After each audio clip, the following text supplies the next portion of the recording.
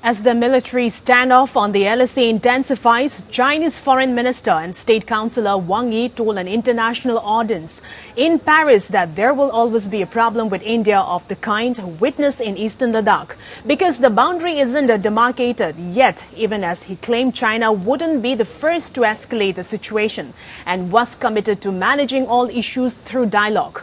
In a separate statement, the Chinese embassy said it had lodged solemn representations with India for what it is described as the flagrant provocations by the Indian troops who it alleged had violated the LSE.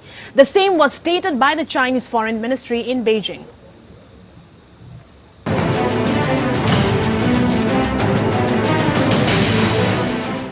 Chinese Foreign Minister and State Councillor Wang Yi, in a statement apparently made on Sunday, for which the transcript was released on Tuesday, said, "The boundary between China and India has not yet been demarcated, so there will always be problems of this kind. We are ready to manage all kinds of issues through dialogue with the Indian side," Wang said.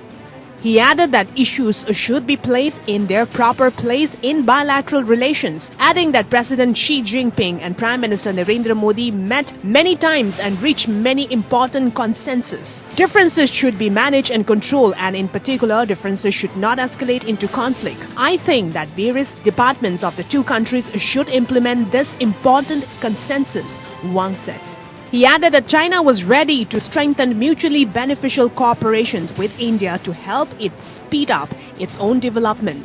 Wang, who is on a tour to Europe, made the remark during an interactions at the French Institute of International Relations in Paris on Monday.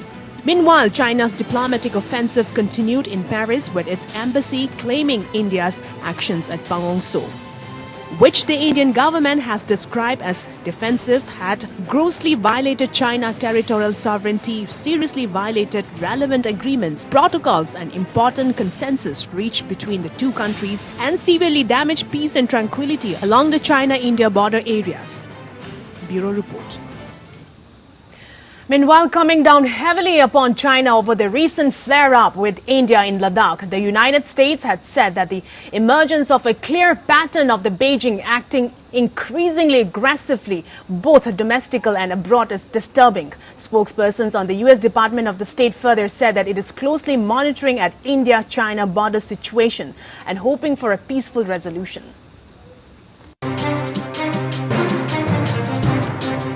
The U.S. State Department has accused the Chinese Communist Party of repressing its own people and bullying its neighbors. A spokesperson to the U.S. Department of the State said, "From Taiwan Strait to Xinjiang, the South China Sea to the Himalayas, cyberspace to international organizations, we are dealing with a Chinese Communist Party that seeks to repress its own people and bully its neighbors. The only way to stop this provocations is by standing up to Beijing," the spokesperson added.